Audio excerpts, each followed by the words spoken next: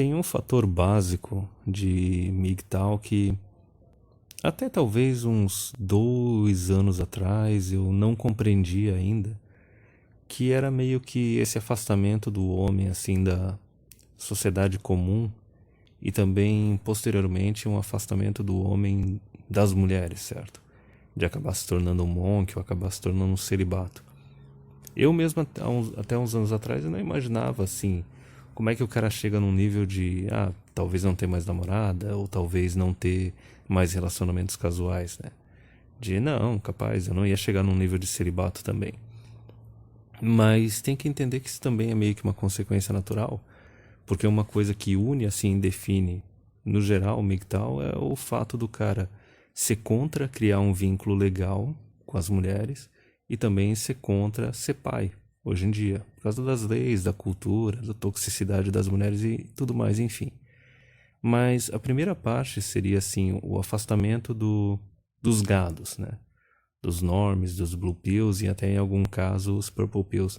Isso faz todo sentido, porque conforme tu vai desenvolvendo um mecanismo de validação interna, tu não consegue mais interagir ou ter empatia com o pessoal que ainda está operando com o mecanismo de validação externa.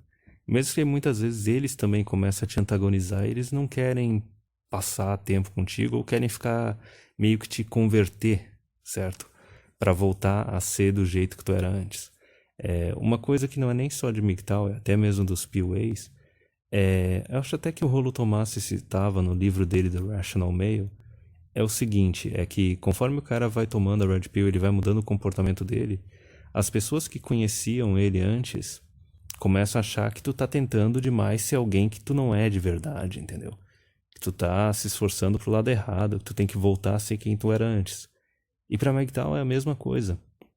Então tu acaba se afastando dessas pessoas por uma questão de inconveniência e também porque, conforme tu vai desenvolvendo um mecanismo de validação interna, tu começa a desenvolver uma moralidade de mestre, certo? Quem leu alguma coisa de Nietzsche vai entender o que eu tô falando. Porque o pessoal que ainda tem mecanismo de validação externa, eles ainda operam com a moralidade de escravo. Quando tu desenvolve uma moralidade de mestre, um mecanismo de validação interna, tu não consegue mais interagir ou ter empatia com essas pessoas. Muitas vezes tu não vê nem propósito em ficar convivendo com elas.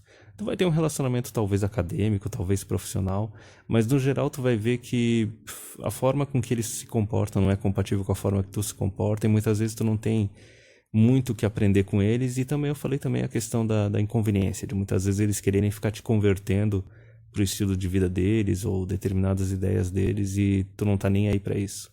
A partir do momento que tu tem um mecanismo de validação interna, uma moralidade de mestre, tu só quer cuidar da tua vida e tu espera que todo mundo faça o mesmo. Então tu não tem vontade de interagir com esse pessoal.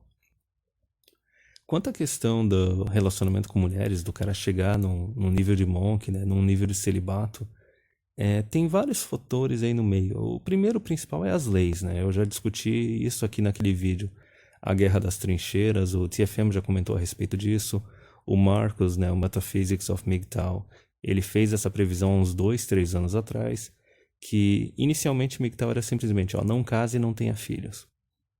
Mas conforme as mulheres forem, através do governo, pressionando para que o governo invada cada vez mais esses espaços de relacionamento entre homens e mulheres, ia chegar um momento que as mulheres e o governo iam chegar na trincheira do namoro, certo? Aí a gente já vê inserção de lei de violência doméstica, vara de família, até mesmo pensão em namoro, da mesma forma que chegaram na união estável. Aí tu vê também eles começando a se inserir em relacionamentos casuais, com Yes Means Yes, o Me Too, e daí tem gente que fala que não, mas é só ficar com prostituta que tu tá seguro. Não, meu caro. Já tem falsa acusação, já tem golpe da barriga com prostituta, então assim, por um lado, só pelo aspecto legal, por causa da forma com que as mulheres utilizam o Estado para inserir a vontade delas nos relacionamentos entre homem e mulher, para tentar dominar os homens de tudo quanto é jeito, algo que também para quem conhece comportamento feminino sabe que é uma coisa que torna elas infelizes, então os homens eles têm que, só pelo fato das leis, eles têm que ir retrocedendo. Eles têm que ir seguindo para um estilo de vida celibato, porque tudo quanto é trincheira, para onde eles fugiam antes, começam a ser destruídas, certo?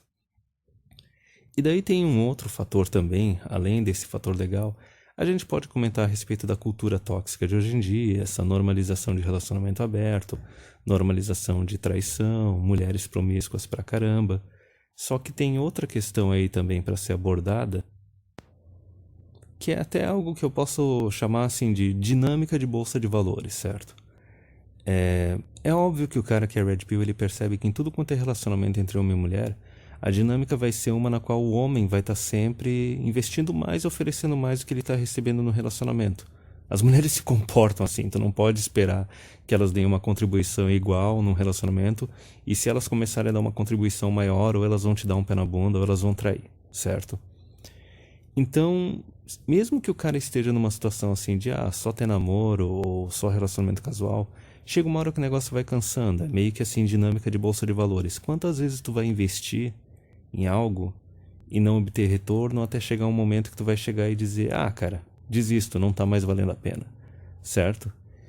Porque também é que nem eu falei antes, né? Tem a questão da cultura tá se tornando cada vez pior, cada vez mais anti-homem, o comportamento das mulheres ficando mais tóxico, porque elas estão mais histéricas, elas estão mais inseguras, porque elas veem que elas não têm a mesma felicidade, a mesma segurança que as mães e as avós delas tinham, e daí elas começam a descontar no resto do mundo, entendeu?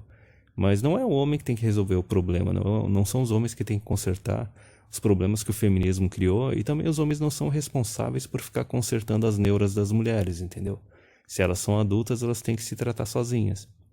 Então tem essa questão legal, tem a questão de quantas vezes tu vai investir em algo sem retorno, tem a questão da toxicidade das mulheres, só que também tem um outro fator aí que é o seguinte, o homem ele sempre foi o protetor e o provedor, ele sempre ofereceu mais no relacionamento com a mulher, porque ele estava deixando um legado, ele ia deixar descendentes, ele ia deixar herança, ele ia constituir uma família, certo? Para o homem MGTOW isso não tem valor, porque a primeira regra ali do MGTOW é o cara não se envolver legalmente com uma mulher, né? Não se casar, não ter união estável e não ter filhos, certo? Então não faz sentido para o homem MGTOW essa questão do próprio sacrifício, que é o que é esperado do homem, que é a expressão do amor masculino, né? Que é o cara se sacrificar pela mulher e se sacrificar pelos filhos. A partir do momento que MGTOW não casa e não tem filhos, o homem não vai ficar se sacrificando por uma mulher que não vai ser esposa dele, com quem ele não vai ter filhos, mesmo que tenha uma namorada ou tenha relacionamentos casuais. Então, é lógico, o cara vai acabar abandonando esse tipo de relacionamento também. E talvez um fator final que a gente pode colocar, que o pessoal não discute muito, é o seguinte, é a própria questão da queda de libido, certo? Conforme o homem vai envelhecendo, a libido dele vai diminuindo e ele vai dedicando cada vez menos tempo da vida dele para buscar a companhia feminina e buscar sexo. Então, todas essas consequências, por vários fatores, né, do homem acabar se afastando das mulheres e acabar chegando no estilo de vida monge, no estilo de vida celibato, é uma consequência natural. É uma consequência natural que tem fatores internos e que tem fatores externos, entendeu?